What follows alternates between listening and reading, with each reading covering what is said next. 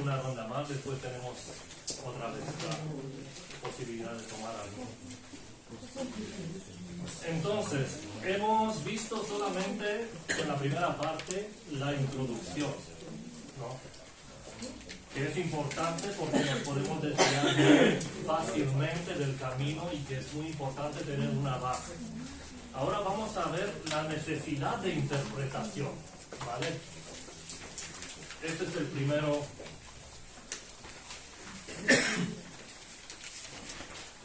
La necesidad de interpretación. En Hechos capítulo 8, versículo 30, a partir del 26 nos habla sobre el eunuco, que va a Hechos capítulo 8, versículo 30.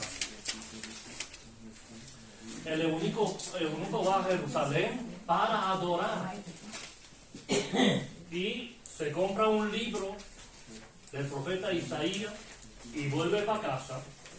No encuentra nada ahí, porque él, como era de entre los gentiles, no ha podido entrar en el templo.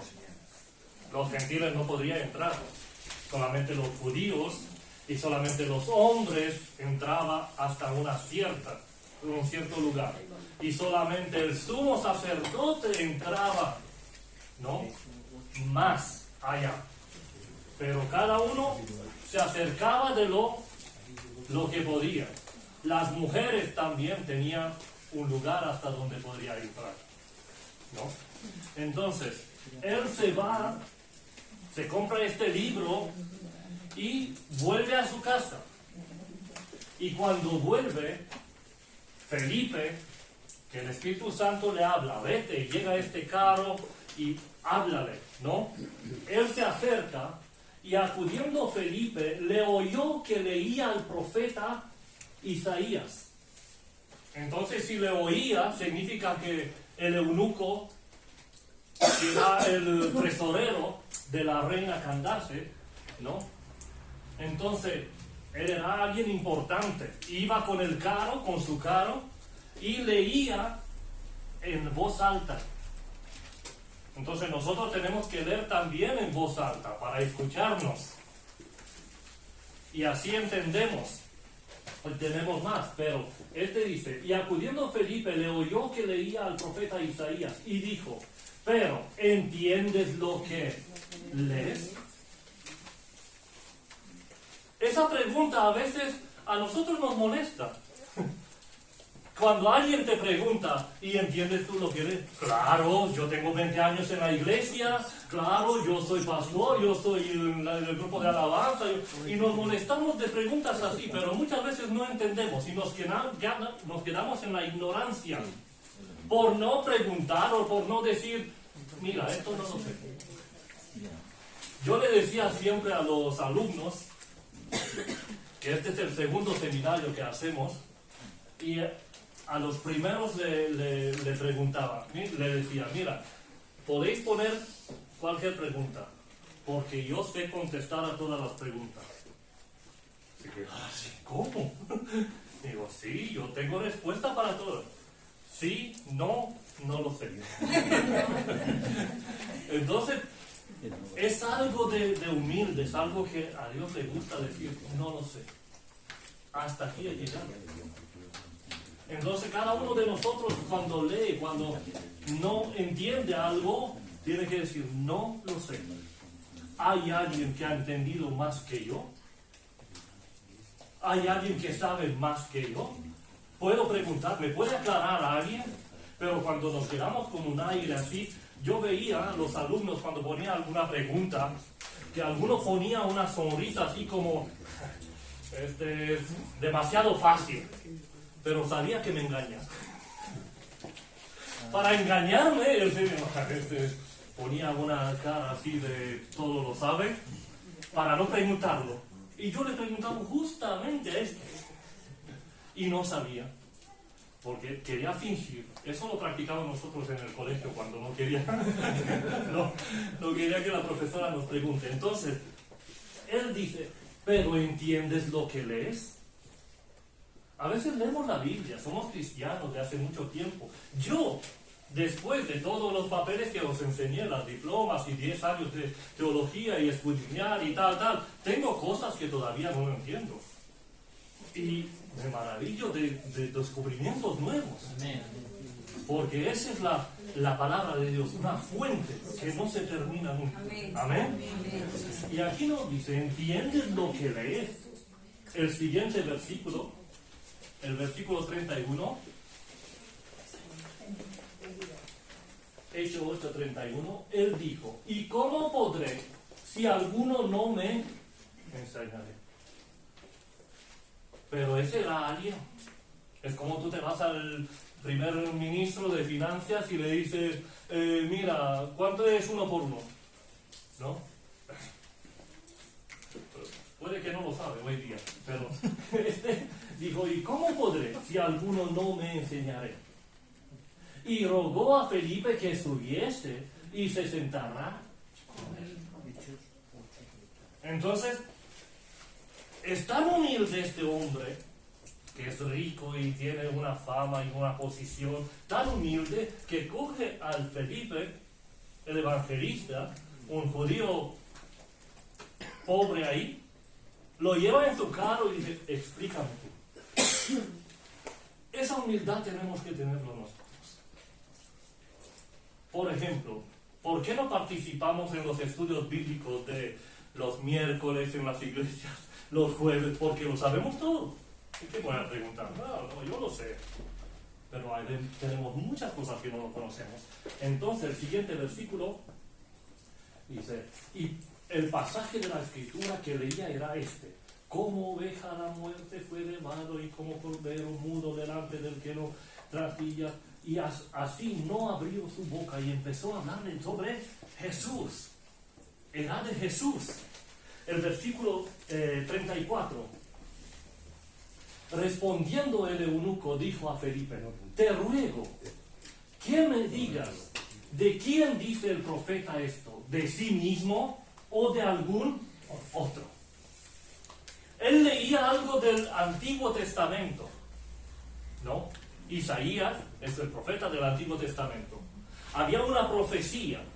Entonces el eunuco lee, no entiende y pregunta, ¿de quién habla? Porque todo lo del Antiguo Testamento es una sombra. Es una sombra que mostraba, apuntaba hacia Jesús. Entonces, tú cuando ves una sombra, no puedes decir, sí, según el tamaño, puedes decir, ese es Dani o es Ismael, ¿no? Puedes decir, según, pero una sombra no puedes decir, tenía los ojos verdes o azules, era rubio. No puedes decir viendo la sombra. Pero en el Nuevo Testamento se cumple y la sombra aparece la persona, que es Jesús. Gloria a Dios. Entonces en el Nuevo Testamento ya vemos todas las profecías que eran una sombra. Cuando llega la persona, la sombra se aparta y llega la persona y ya podemos ver. Este hablaba de Jesús. Todas las profecías se cumplieron en Jesús. Como mucho, 35 profecías puede ser coincidir en una persona. Pero tenemos más de 300 profecías que se cumplen en Jesús. Gloria a Dios. Esto no puede ser una coincidencia. Puede coincidir, como he dicho muchas veces, que naces en Israel, en Belén, pero no en un pesebre. ¿Quién nace algo en un pesebre, no? Y muchas cosas. Y entonces le dijo, o de algún otro. Y el siguiente versículo, 35.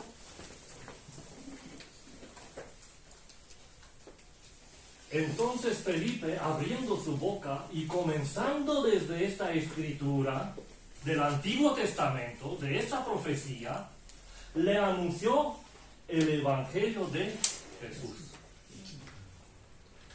Para saber llegar del Antiguo Testamento, de una sombra, y presentarle la persona de Jesús, pues tenía que saber la Escritura. Amén. Amén. Tenía que saber y disminuir ahí. Esto es esto, esto es esto, esto es esto. Y eso es la hermenéutica. que interpretamos los pasajes de la Biblia. Y llegamos, ¿dónde llegamos? A Jesús.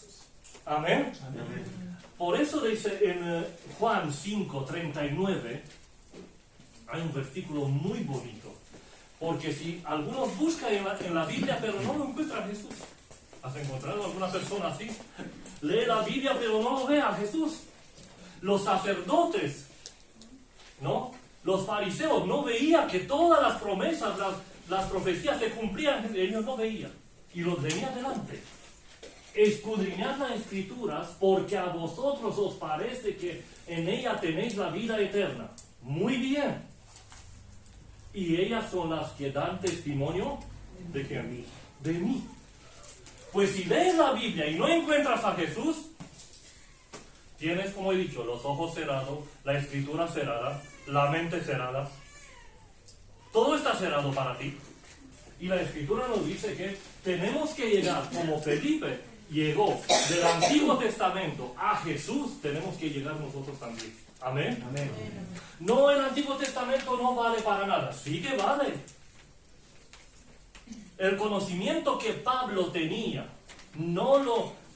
para él no fue una basura. El antiguo, el conocimiento y la universidad que él hizo con Gamaliel. Todos los estudios del Antiguo Testamento. Él no dijo, este conocimiento, estos estudios, esa universidad que yo hice, para mí es una basura. No.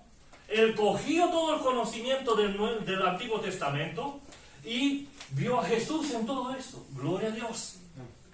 Entonces nosotros también tenemos que ver un seminario. Algunos tienen miedo de los seminarios, de las escuelas bíblicas. Tienen miedo, no solamente no, tenemos que escudriñar.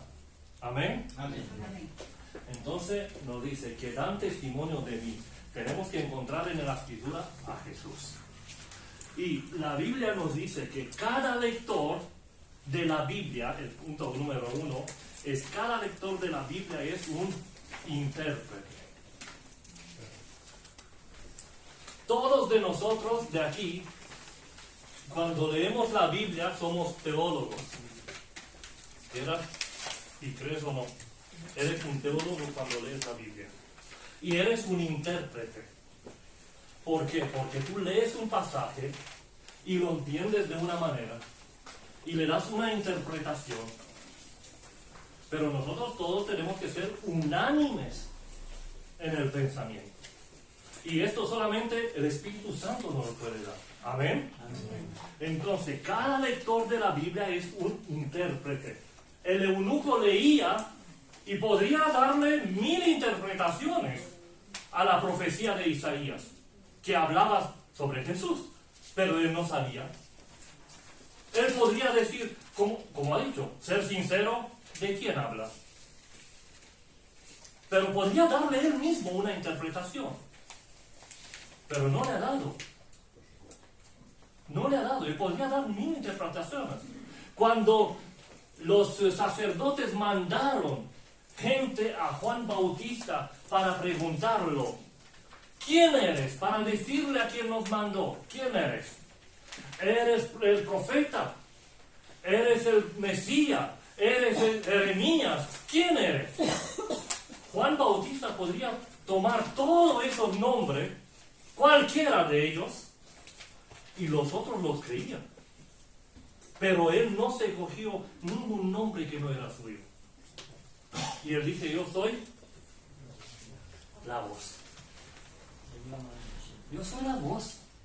Entonces, nosotros somos intérpretes.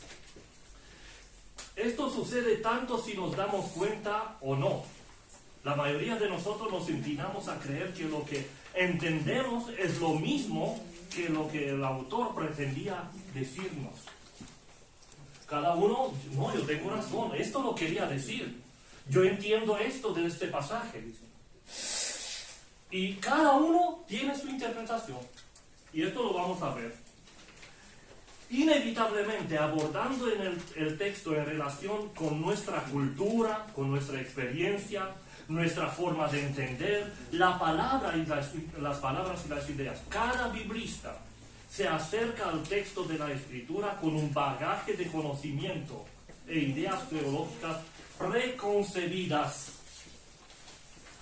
Lo que él escuchó antes.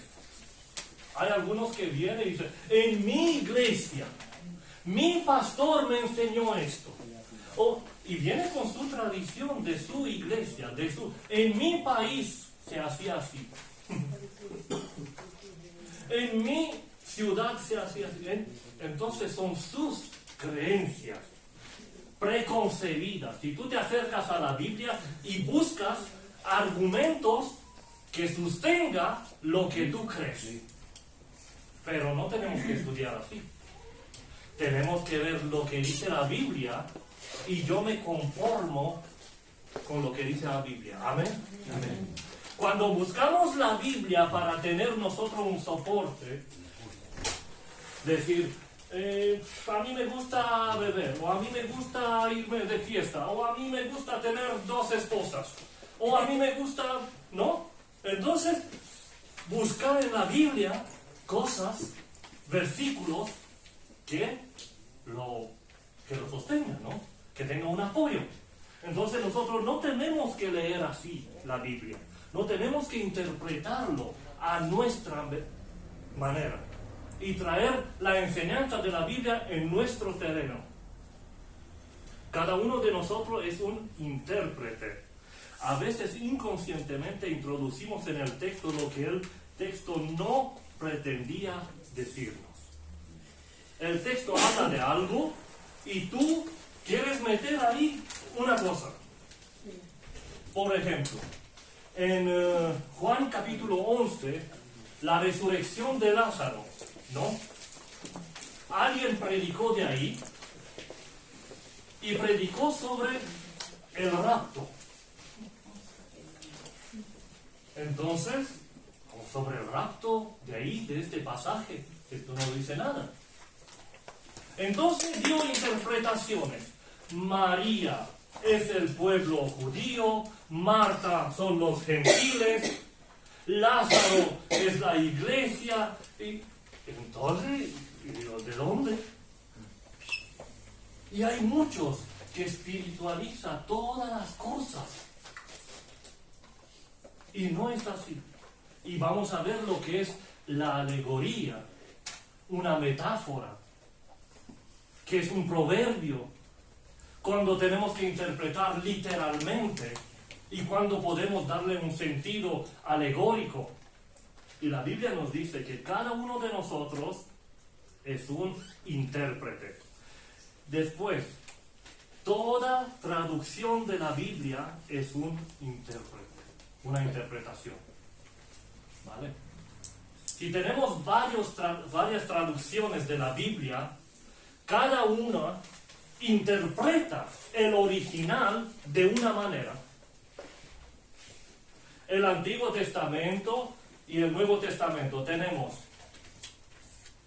hebraica, griego y arameo. 3 idiomas que traducir hasta que llegue a nosotros en nuestro idioma, como hizo Martin Luther cuando tradució en alemán, como hizo de Reina Valera, lo que los recomiendo a los españoles, como hizo Dumitru Cornilescu para los rumanos. Entonces, hay traducciones que se quedan fieles y hay algunos que sacan del contexto la divinidad de Dios, los milagros, todo lo que es sobrenatural lo saca. Y las traducciones, por eso, ahora yo he buscado en mi país esa traducción, ¿no?, que he dicho de Dumitru Cornilescu, que yo lo veo que es la más fiel y más correcta, ¿no?, traducida. Y hay tipografías que ya no se hacen. No lo imprentan. Y también aquí en España he buscado mucho para encontrar Reina Valera. Hay muchos que ya no lo imprentan. Y hay nueva traducción, la nueva de las Américas, muchísimas. No pasa nada. Sí. El susto. Se ha manifestado. ¿Estamos aquí? Amén. Entonces, las traducciones también son una interpretación. Algunos problemas de la interpretación surgen en relación con la traducción, ¿no?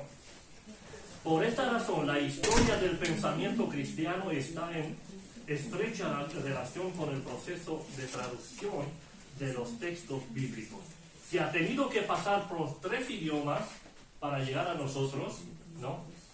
Por ejemplo, hay palabras que yo aprendo con los colombianos, con los de Ecuador, con los de Argentina y tal, ¿no? Aprendo palabras nuevas. Es el castellano, pero cada región tiene sus palabras, ¿no? Su dialecto, por decir, ¿no?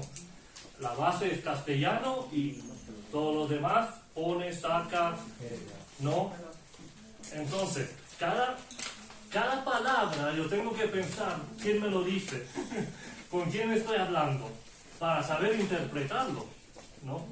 Porque tenía alguien de Colombia que le dolía la cabeza y digo, ¿qué hago? Y él me decía que le dé una, ¿cómo le decía? Una pasta. Una pasta. Sí. Y digo, ¿qué pasta le doy? ¿Qué ungüente le doy, no? Pero entonces tú tienes que entrar para ver el sentido de cada uno. Eso pasó también con la escritura.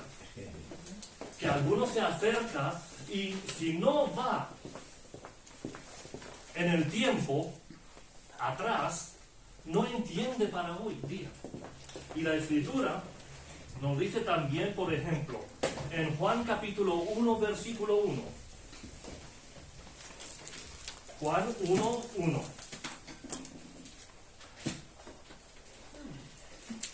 En el principio era el verbo, y el verbo era con Dios. Y el verbo era Dios. Esa es la traducción que tenemos, y esa es una buena traducción. Que el verbo era Dios, y habla sobre Jesús, sobre la divinidad de Dios, de Jesús. Entonces, en la traducción de la Biblia de los Testigos de Jehová, nos dice, en el principio era el verbo era con Dios, y el verbo era un Dios. Entonces hay diferencia, el verbo era Dios y el verbo era un Dios. Era uno de lo mucho que hay, ¿no? Pero no, Jesús era Dios. Amén. Amén. Amén. Entonces las traducciones son muy importantes. Cuando te compras una Biblia, nosotros al principio regalamos Biblias, ¿no? Regalamos Biblias y lo regalamos la traducción Reina Valera. Y cuando se bautiza, ya recibe a Cristo, tal, no sé qué, y el hombre trabaja, la hermana trabaja, o el hermano, tal, no sé qué, que quiero comprarme una Biblia así para mí, no sé qué, tal, una aparte, ¿no? Para estudiar. Y entonces, mira, no, esta es bonita, es rosa, esta es no sé qué, no mira la traducción. No mira qué traducción es, pero es de la verdadera. Y te compras una Biblia que te puede llevar de los testigos. O te lleva a cosas y eso no vale para nosotros. Entonces la escritura nos dice, los testigos tienen esto. Pero Hebreo capítulo 1 versículo 6. Hebreo capítulo 1 versículo 6.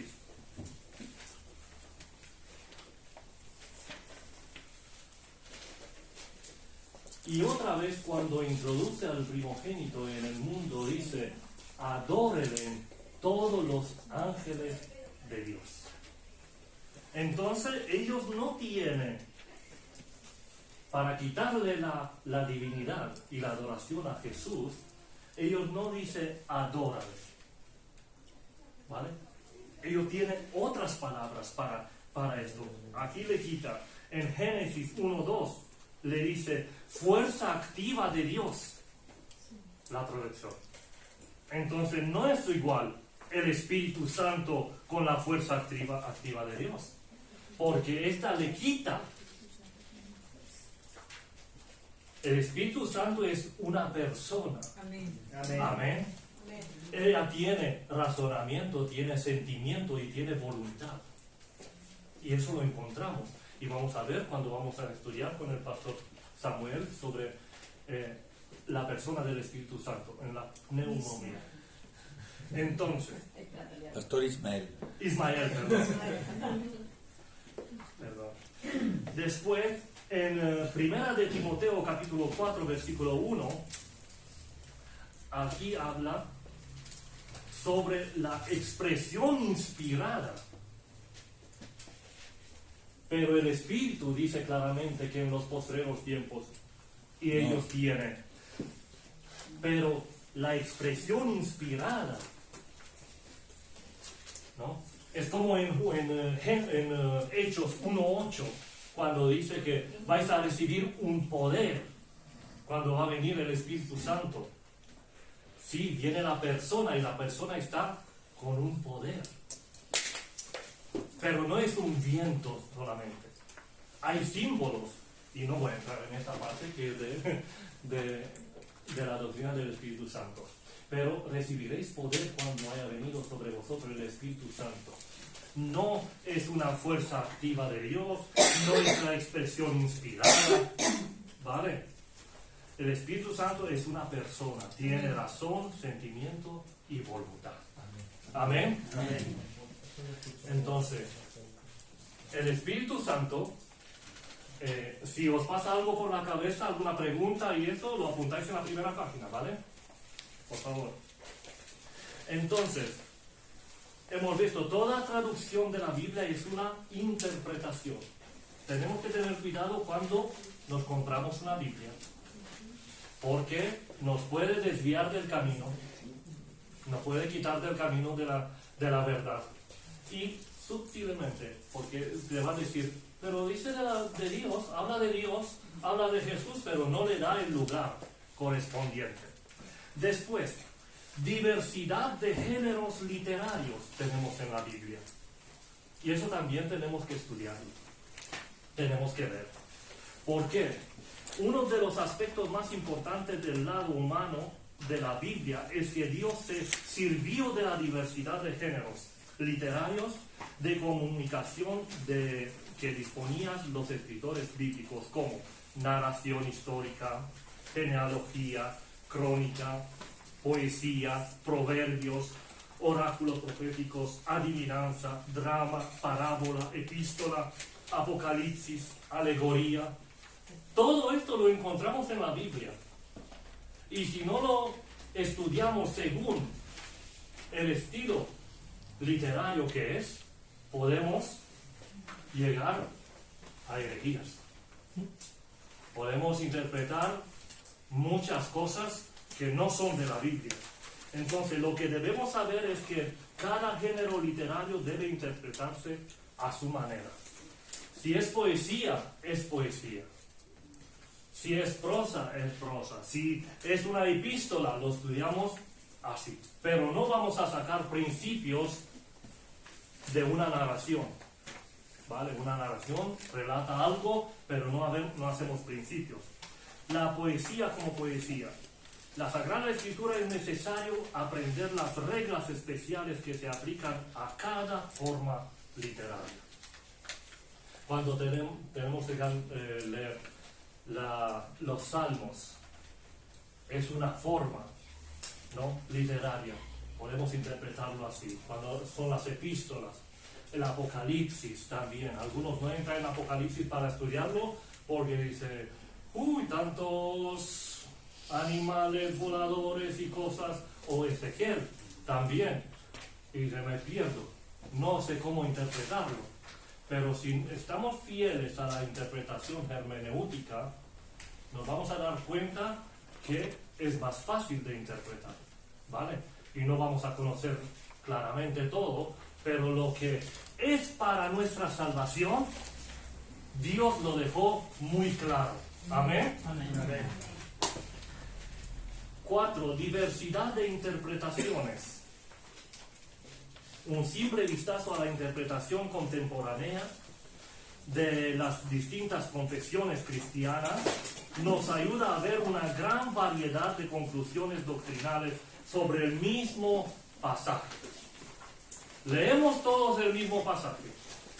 Interesante cómo no veamos todo el mismo sentido, la misma enseñanza. Lo que está muy claro para unos no lo es tanto para otros. Hay todo tipo de enseñanza, formas de entender, que a veces son contradictorias y todas dicen que se basen en el texto bíblico. La Biblia lo tiene. Los adventistas, los testigos, los pentecostales, los bautistas, todo tiene la Biblia. Y se lee de la Biblia. Pero, ¿qué hace en la fiesta de Pentecostés?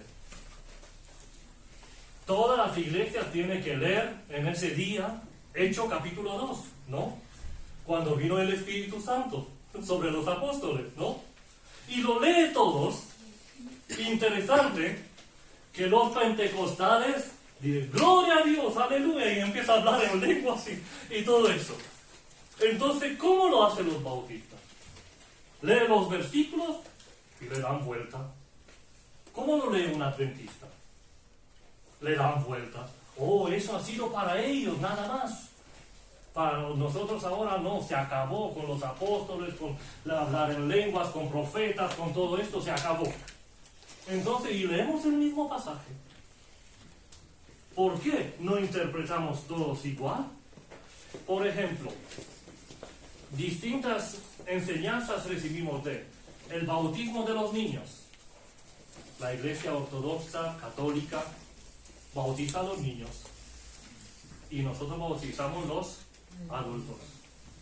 Entonces, ¿dónde encontraron ellos un versículo de base para hacer lo que hace?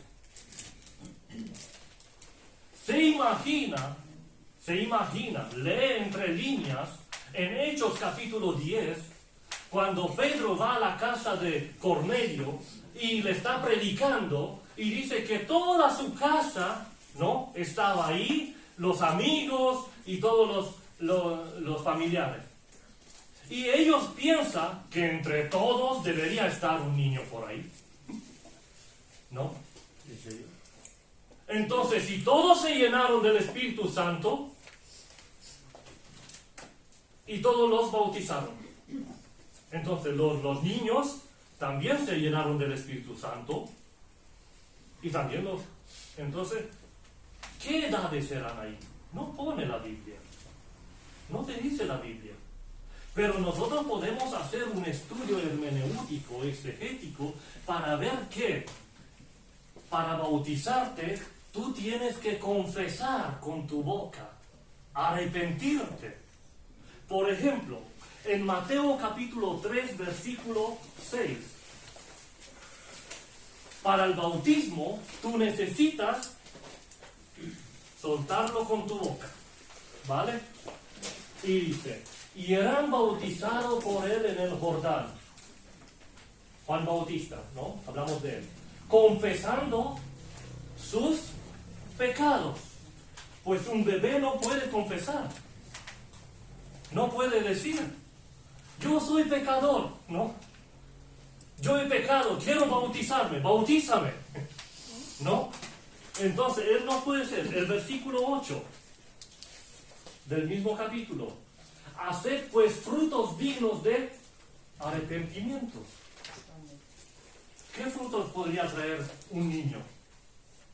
¿De 2 años o de 2 meses o de...? Ninguno. ¿Podría arrepentirse de algo? Le puedes decir, pues no tenía de qué arrepentirse. No, pero todo el mundo nace en pecado. El Salmo 50, David confiesa y dice, en pecado me engendró mi madre. Ya he abierto los ojos y estaba en pecado, ya tenía pecado. Entonces la Escritura nos habla sobre esto, que tenemos que confesar para bautizarnos, tenemos que hacer frutos dignos de arrepentimientos, ¿no?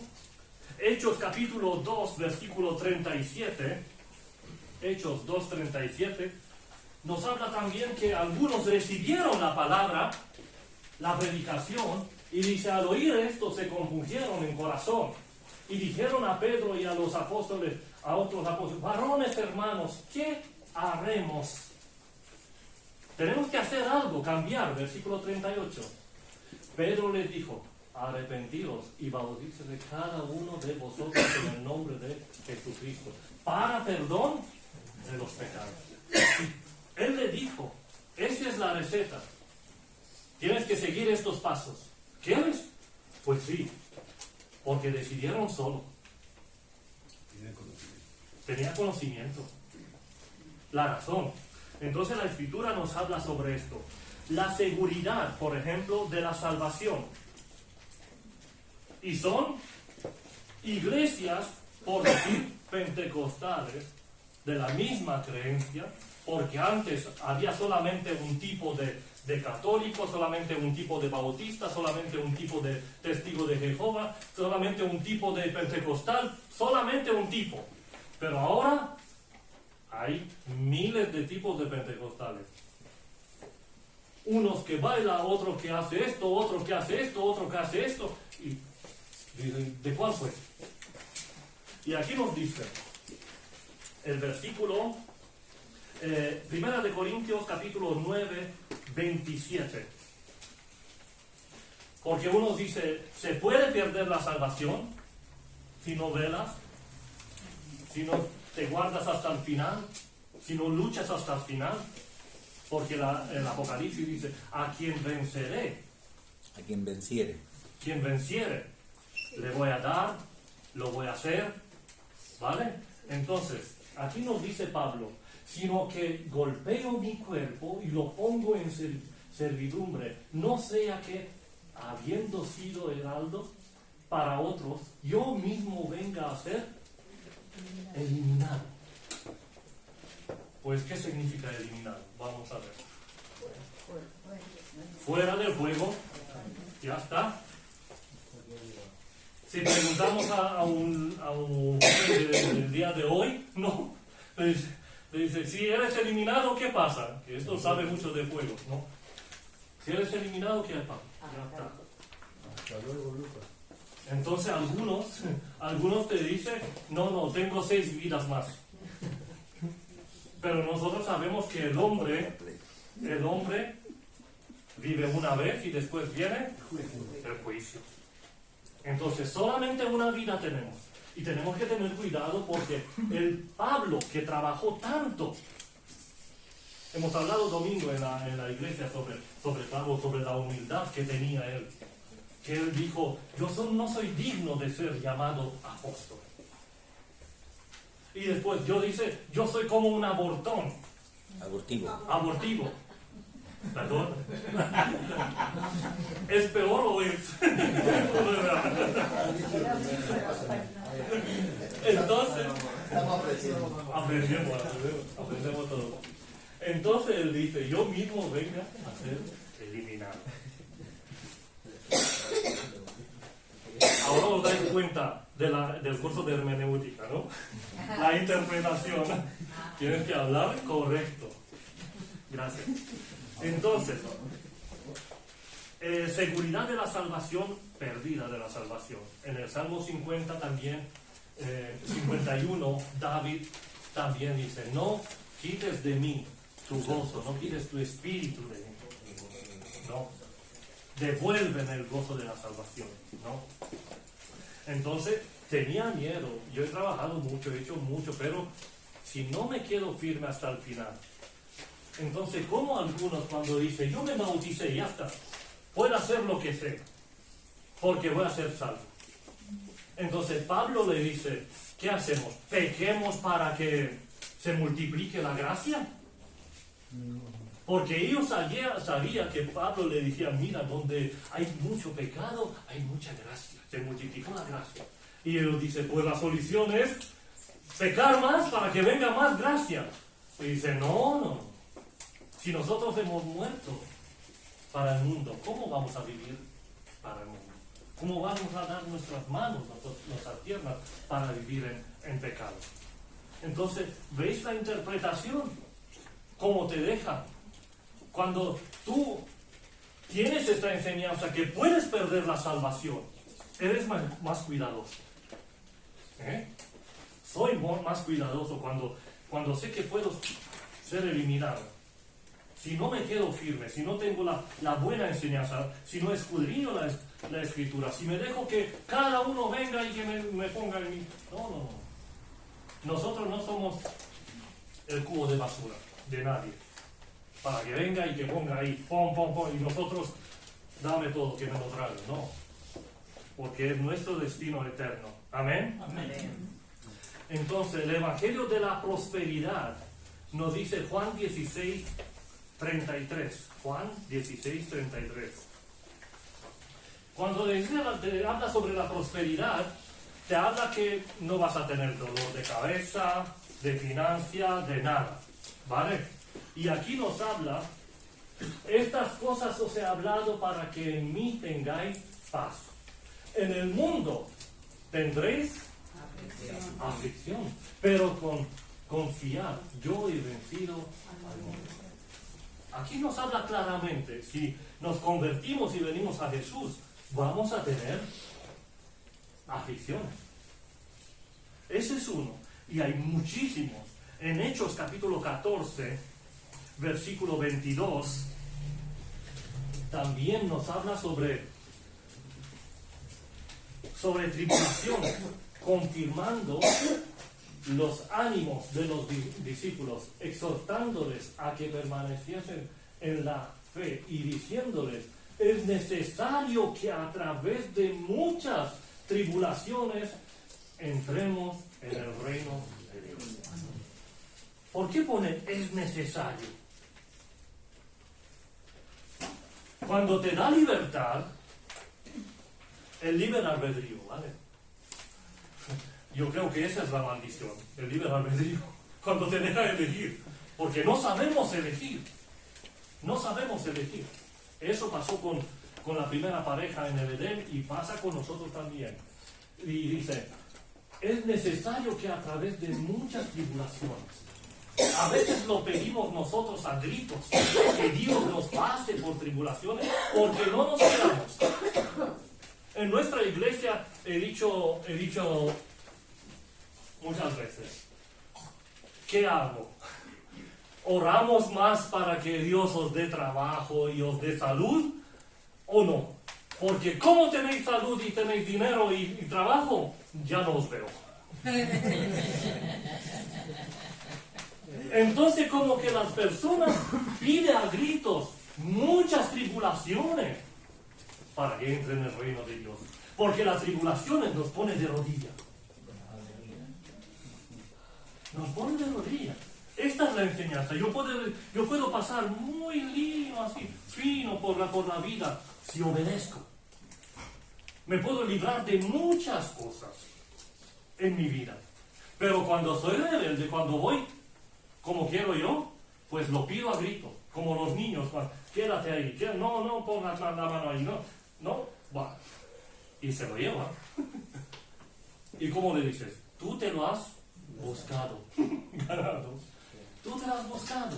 Entonces, aquí nos dice que es necesario que a través de muchas tribulaciones entremos en el reino de Dios. Y hay algunas enseñanzas que si te pasa algo, por ejemplo, ha sido en el tiempo de la pandemia, cuando decía, si te enfermas, es que no eres de Dios. Estás en pecado. Estás en pecado, has hecho algo. Algo has hecho. ¿Qué has hecho? Confiesa. Y estamos como en el libro de Job, como los amigos de Job, y vinieron. No se puede tú ser justo y sufrir tanto. ¿A quién dejó Dios como a ti? Y lo juzgaba. Ese es el evangelio de la prosperidad. Cuando todo tiene que irse bien, todas las puertas se te abran, ¿no? Entonces, ese te hace más daño a ti mismo. a ti mismo, porque no te encuentras bien. Tú sabes que no has hecho nada, vamos, luchas para servir al Señor y te pasas cosas, aflicciones y problemas y todas esas. ¿Y por qué? ¿En qué? ¿Dónde he fallado? Esa es la primera pregunta. Y si no encontramos a alguien que te diga, mira, es normal que pases por aquí, no significa que si estás con Dios no te va a pasar nada. ¿Lo ves cómo nos cuida la buena enseñanza? La buena interpretación de la Escritura. Amén, amén. Entonces tenemos que ser firmes. ¿Amén? Amén. No me vengas a mí con historia, que si me enferman. Fueron capaces, escuchadme, en Juan 10, fueron capaces de preguntar a Jesús, ¿quién pecó? Cuando Jesús sanó al ciego de nacimiento, ¿él o sus padres? Pero, ¿cómo se puede pasar por la cabeza que él pecó si ha nacido así? ¿Cuándo pecó él? Por decir, un pecado personal, ¿no? Porque tenía el pecado adámico, pero no tenía pecado personal. Entonces ellos, la gente te juzga de cualquier cosa, ¿vale? Te busca, ¿me entiendes? Entonces tenemos que interpretar bien y estar firme. No, espera, que si no, no puedo dormir, no estoy en paz conmigo mismo, me peleo con todos, todo eso lo hago, ¿no? Después, la Escritura nos dice que, confirmado, ánimos, entremos en el reino de Dios. Ahí estamos. Me ubico. El 5. Diferencias culturales. ¿Cultural qué significa? Totalidad de valores materiales y espirituales creados por la humanidad a lo largo de la historia. Hay diferencias culturales.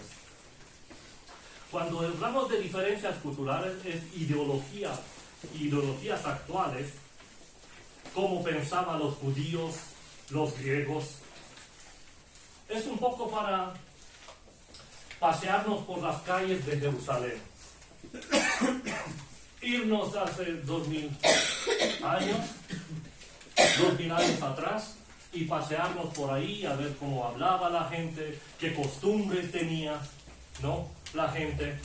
Porque si no conoces los costumbres que tiene, ¿no? Entonces puedes fallar. Por ejemplo, te vas en una tierra, no conoces los costumbres. Y me acuerdo también de un amigo que vino y nos vamos a tomar un café y él cuando entra dice, por favor, regálame un café. Y le miró a la chica y dice, regalar no, me lo tienes que pagar. ¿No? Entonces, pero, sí, claro que te lo pago, pero aquí en España no se regala nada, ni en España, ni en cualquier lugar, ¿no? Pero tenía ese dicho, ese vocabulario, regálame esto, regálame esto. Y pero tú quieres todo, ¿no? Tú quieres todo de regalo. Dice, aquí hemos venido a trabajar. Y eso. Entonces, ¿cómo la diferencia cultural en la Biblia? Tenemos que ir por esas calles. Tenemos que ver. Yo he pensado mucho en Juan 5, el paralítico de 38 años que estaba enfermo, ¿no? Y yo pensaba que ¿por qué no se ha tirado ahí en el vacío, ¿no? Para ser sano. Que el primero que entraba, ¿no? Cuando se le movían las aguas, era sanado. Y por 38 años y no cayó ahí, ¿no? Pero cuando fui a Israel, vimos el lugar. Y eran unas 3 plantas por debajo, en la tierra. Y ahí estaba el lugar donde se decía que viene el ángel, remueve el agua. Entonces claramente lo he entendido de otra manera. Digo, no estoy en la piscina municipal y me tiro en la piscina rápidamente, ¿no? Solamente hago croquetas y ya estoy en el... No. Tenía que bajar 3 plantas. Y hay muchos, cuando os recomiendo que visitéis Israel, muchas cosas, predicas de otra manera, lo ves de otra manera cuando predicas un pasaje. Entonces, diferencia cultural, por ejemplo, en otras palabras, la palabra de Dios para nosotros fue primera palabra de Dios para ellos. Lo primero que leemos nosotros no es para nosotros, está para ellos. Entonces yo tengo que entender, estar ahí en el público cuando Jesús predica y escucharlo y entender la mente de un judío, porque si no me meto en esa cultura y no entiendo los costumbres, no voy a entender nada. O puedo ser con la mente perdida de algún judío, ¿no? Porque Jesús predicaba, ¿no? Predicaba sobre el reino de Dios y todo eso, y uno se levantó y dijo: maestro, dile a mi hermano que reparte la herencia conmigo. ¿Pero qué tiene eso que hacer? ¿Qué tiene de ver esto con lo que predicaba yo? Había un judío que estaba en lo suyo, ¿no? ¿Estamos aquí? Amén. Entonces, segunda de Timoteo capítulo 3 versículo 2. Segunda de Timoteo capítulo 3 versículo 2. Porque habrá hombres amadores de sí mismos, ávaros, vanagloriosos, soberbios, blasfemos, desobedientes a los padres, ingratos, impios. Todo lo demás es muy bien, pero el versículo 2 dice: desobediente a los padres. Pablo en su tiempo da como una palabra profética y dice: mira, en los tiempos postreros va a ser así, los hombres, tal. Y dice: sí, también hoy día está, ¿no? Decía quien le escuchaba, estaba presente ahí. Pero dice: desobedientes a los padres. Dice: ¿esto qué va? Esto no va a pasar nunca. Y si miramos nosotros hoy día, pasa. Entonces la palabra de Dios fue para ellos. A veces no se cumplía con ellos, pero se cumple con nosotros. Entonces aquí dice: desobediente a los padres. Pues yo sé solamente mi generación, y no soy tan viejo, que si le decía una contraria a mi padre, pues me lo llevaba. ¿No? Vete ahí, haga esto. No, ¿qué va? Yo no tengo... ¿Qué? ¿No? No, todo el mundo, todos los niños obedecían a sus padres. Y él, para decir esas cosas en aquel tiempo, pareció: estás fuera del contexto, Pablo. Pero mira, hoy día se cumple la palabra. Entonces tenemos que ver diferencias culturales. Una es el movimiento feminista también. Bautismo de niños, seguridad de la salvación, el evangelio de la prosperidad. Leemos toda la Biblia y entendemos diferente. El movimiento feminista, tenemos que buscar en el archivo libros históricos, y hay algún historiador que habla sobre el tiempo aquel del Imperio Romano, y habla por qué era este movimiento, cuando Pablo dice que el cabello de una mujer es su gloria, ¿no? ¿Por qué? ¿Por qué dice él y da esa enseñanza a la iglesia? Mujeres, cuidado con vuestro pelo, tiene que crecer, tiene que ser así, así, así. ¿Por qué? Porque mujeres con lanzas en sus manos, cazaban cerdos, quitándose la camiseta a la parte de arriba, subiéndose a los árboles, solamente para tener derechos iguales como a los de los hombres. Y se rapaba el pelo para ganar el mismo derecho como un hombre, para decir: yo soy igual que un hombre, yo quiero lo que le pagas a él, me pagas a mí, lo que hace él puedo hacer yo. Este era el movimiento feminista de aquel tiempo. Y por eso en la iglesia le dice: no, si tienes vergüenza, tienes que raparte. Pero tu pelo es tu gloria. Por eso le dice que tiene que ser tapada. cuando hace oraciones, ¿por qué? Porque es un señal delante de los ángeles. Y si no vamos en aquel tiempo a ver por qué hablaba él así, no vamos a entender y le vamos a dar otra interpretación. Por ejemplo, si no creemos que el pelo es la gloria y es el velo de la mujer, ¿no? Entonces, todos los hombres no podemos orar con la cabeza cubierta. Si el pelo es el cubierto, ¿no? Tenemos que cortarnos todos los hombres rapados para que no seamos cubiertos. Y la mujer dice que tiene que estar cubierta. Ella tiene pelo, nosotros no.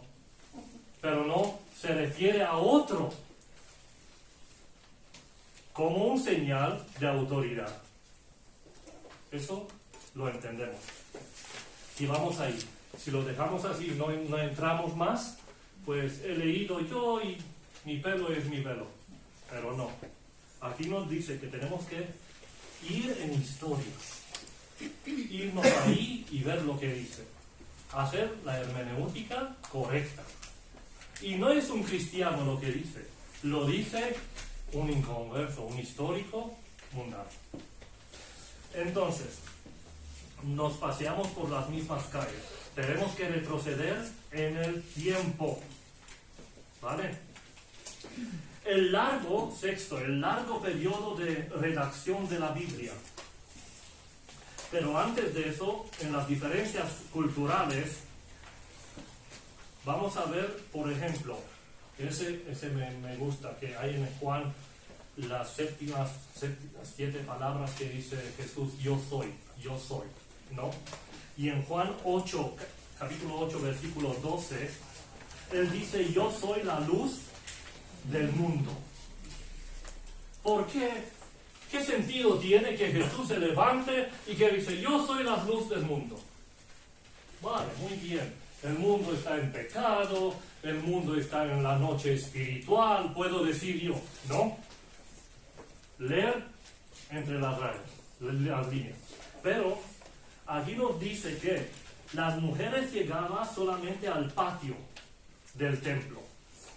La historia, y si estudiamos eso nos vamos a ver.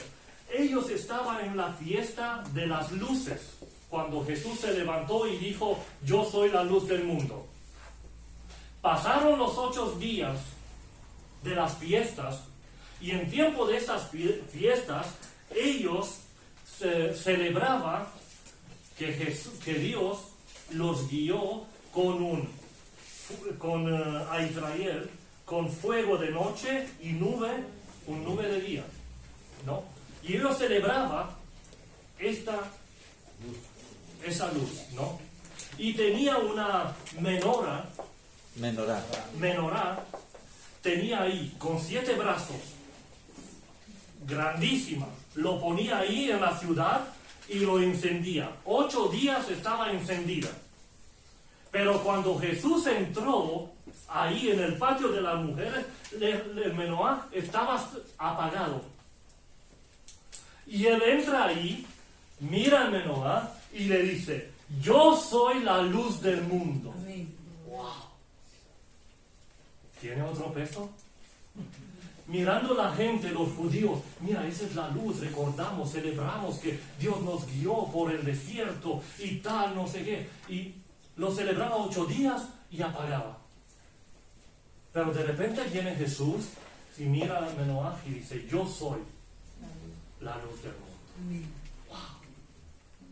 Solamente este detalle, que no lo encontramos, solamente si escudriñamos, si vamos un poco en una enciclopedia o en ver la historia y entrar un poco en el Antiguo Testamento, nos damos cuenta qué significado es. ¿Por qué Jesús se levanta? Yo soy la luz del mundo. O otra vez se levanta, yo soy el pan, el verdadero pan. ¿Por qué dice Jesús esto? Porque estaban en las fiestas de los panes. Y ellos celebraban como Dios les le ha dado maná del cielo, en el desierto. Maná. Entonces ellos celebraban esto y decían, mira, Dios nos acompañó, nos guardó, nos proveyó todo lo que necesitamos nosotros. Y Jesús viene y dice, no Moisés os ha dado el pan del cielo. Yo soy el pan de vida. Amén. Gloria a Dios. Amén. ¿Tiene otro sentido? Pero tenemos que escudriñar en ese tipo hermenéutico y ver qué significaba para ellos, para ver qué significa para nosotros. Amén. Amén. Después, geografía. Tenemos que ver historia, tenemos que ver geografía. La tormenta en el mar Galileo, también cómo se formaba, cuando estaban los discípulos en el barco, ¿no? Entonces tenemos que ver cómo es la geografía, cómo estaba el mar rodeado de montes, porque Jesús lo vio del lugar de donde oraba, que Jesús se ha subido a la montaña para orar, y veía a los discípulos cómo luchaban en la tormenta. ¿Te imaginas un poco geográfica? ¿Cómo era? El mar abajo, Jesús en la montaña orando, los discípulos ahí.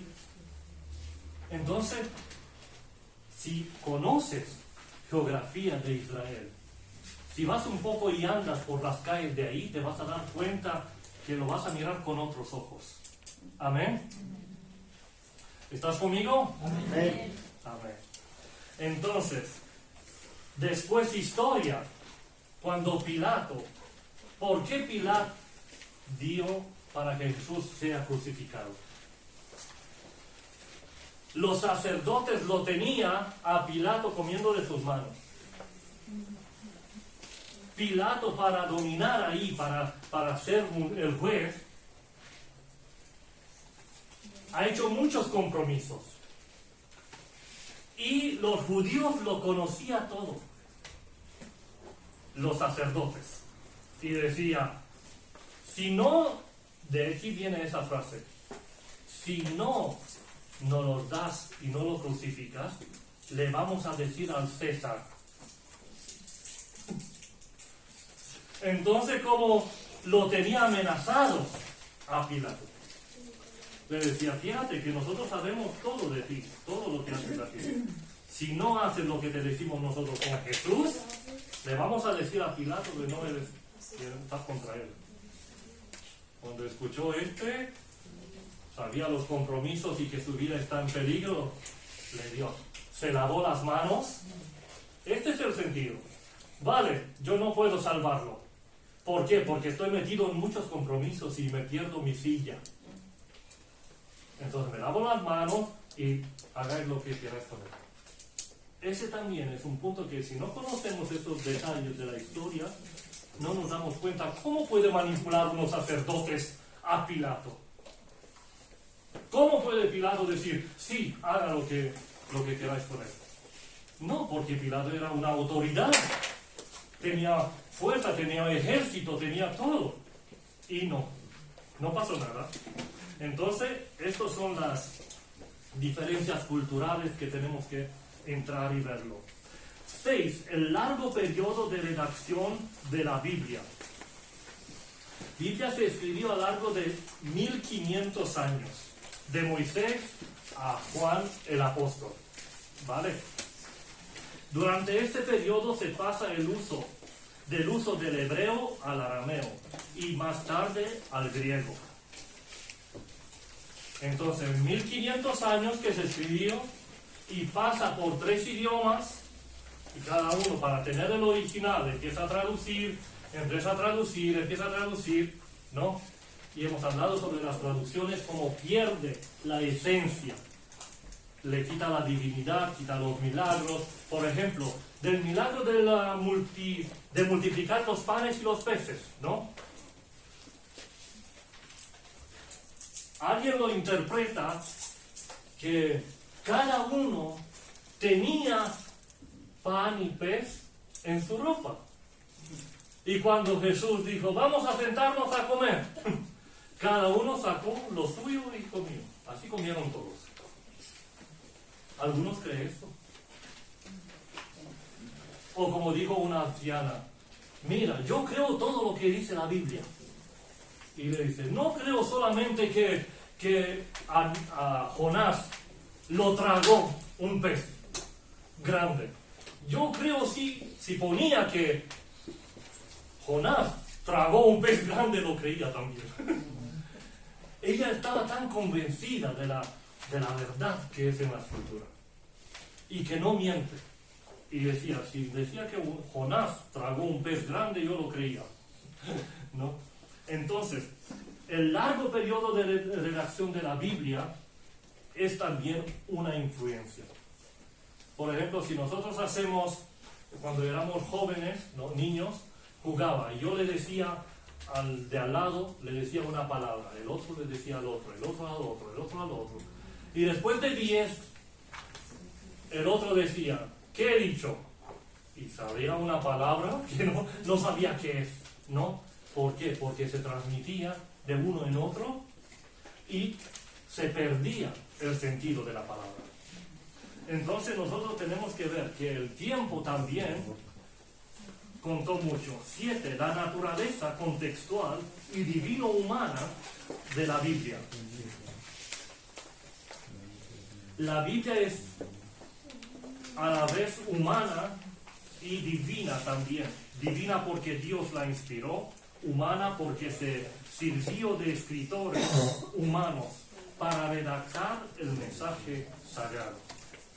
Es divino porque Dios lo habló, lo inspiró, y humana porque se sirvió de los hombres. Entonces, nosotros tenemos que creer que la Biblia es inspirada. Segunda de Timoteo, capítulo 3, versículo 16, nos habla sobre eso. ¿Qué significa inspirado? Significa provocar a alguien un determinado pensamiento o sentimiento. Provocar a alguien un determinado pensamiento. Cuando alguien dice que está inspirado, alguien lo determina, le pone en sí mismo, en su mente, en su corazón, como decimos nosotros. Pero cuando decimos corazón, decimos mente, ¿no? Entonces, Dios la inspiró y se sirvió de los hombres. Y cada hombre, no eran todos escribas, no eran todos reyes. Eran algunos pastores, algunos eran agricultores, algunos estaban en la casa del rey, pero algunos eran pescadores, como Pedro, y escribieron. Ninguno no sabía en aquel momento que está escribiendo escritura. Ninguno de los que escribía no sabía que él escribe escritura y que eso va a ser la Biblia.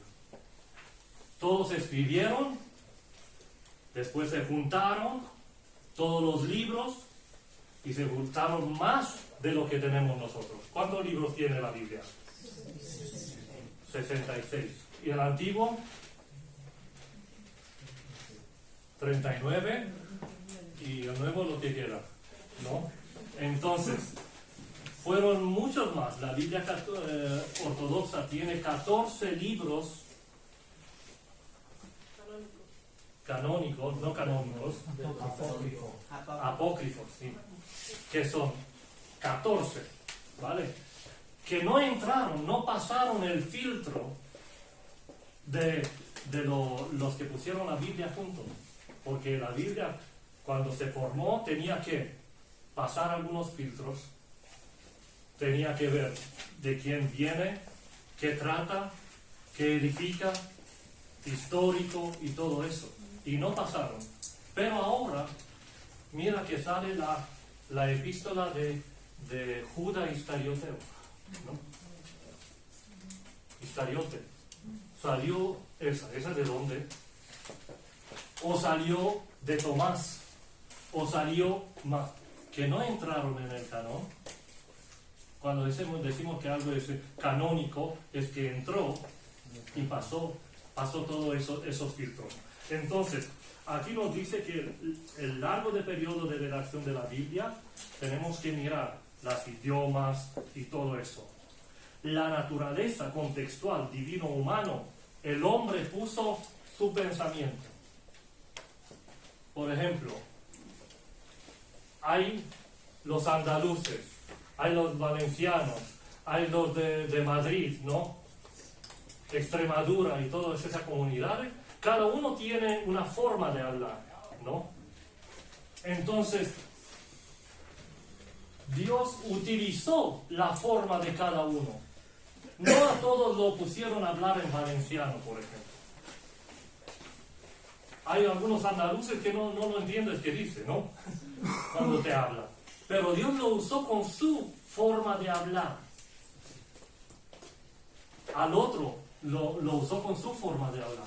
Por eso Pablo, cuando escribe, por ejemplo, no sabemos el libro de la carta de Hebreos, quién lo escribió. Pero todos los teólogos coinciden que puede ser carta de Pablo, porque solamente él escribía de esa manera. Era tan con detalles, tan profundo. Entonces dice, esa no pone el nombre de quien lo escribió, pero todos apunta a Pablo, ¿no? Pedro, que era un pescador, dice, como dice nuestro querido hermano Pablo, que escribe y tiene cosas muy difíciles de entender. Si leemos las epístolas de Pedro, son muy prácticas, son muy simples, de un pescador. Pero cuando leímos las cartas de Pablo, las epístolas, Galatas, Efesios, Colosenses, todo eso, vemos ahí una profundidad muy grande, ¿no? Pablo va y nos trae imágenes del cielo, nos trae de toda la estructura, de todo eso. Entonces es más profundo. Por eso Dios usó el carácter de cada uno, el lenguaje de cada uno. Entonces hay diversidad en la iglesia. Esto quiero decir. Que tenemos que ver que Dios obra a través de cada uno. Hay dones distintos, diferentes. Amén. Amén. Entonces entre nosotros, yo obro para ti, tú obras para mí, y así va la obra de Dios. Amén. Amén. Entonces, la naturaleza contextual divino-humano. Hay, por supuesto, personas que creen que la Biblia es solo un libro humano y no contiene únicamente las palabras de personas formuladas en un momento concreto de la historia. Algunos dicen, ese no tiene nada divino, es un libro de historia. Nos habla del pueblo de Israel y de la vida de Jesús, pero no tiene nada espiritual, ¿no? ¿Por qué? Porque lo traducieron y quitaron todas las cosas. Quitaron cuando Pedro andó sobre el agua, quitaron las sanaciones, los milagros, cuando traducieron. Entonces ya le quitaron la divinidad y todo lo espiritual. Para ellos la labor de interpretación se limita a la investigación histórica y nada más. Acontecimientos concretos de la historia. Concluimos que la interpretación de la Sagrada Escritura es una necesidad teológica que no se puede ignorar.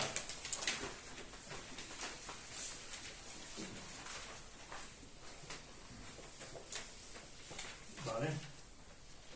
Estamos en objetivos de un buen intérprete. El objetivo de un buen intérprete.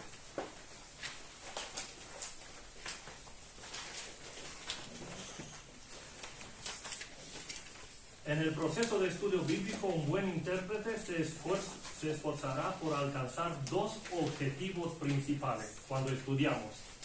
¿Vale? El trabajo de un intérprete se divide en dos partes. A. Exégesis y hermenéutica.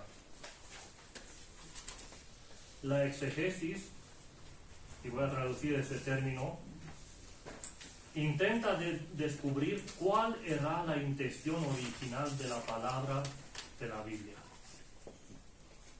Tenemos que ir atrás. ¿Vale? Cuando hacemos una exégesis, vamos y andamos por la calle de ahí y nos metemos en la multitud.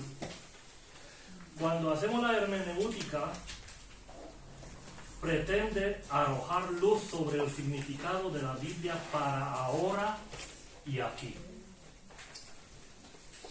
Si no hacemos la hermenéutica, no ponemos para nosotros nada. Una lección de historia y nada más. Pero nosotros tenemos que traer la enseñanza para nosotros.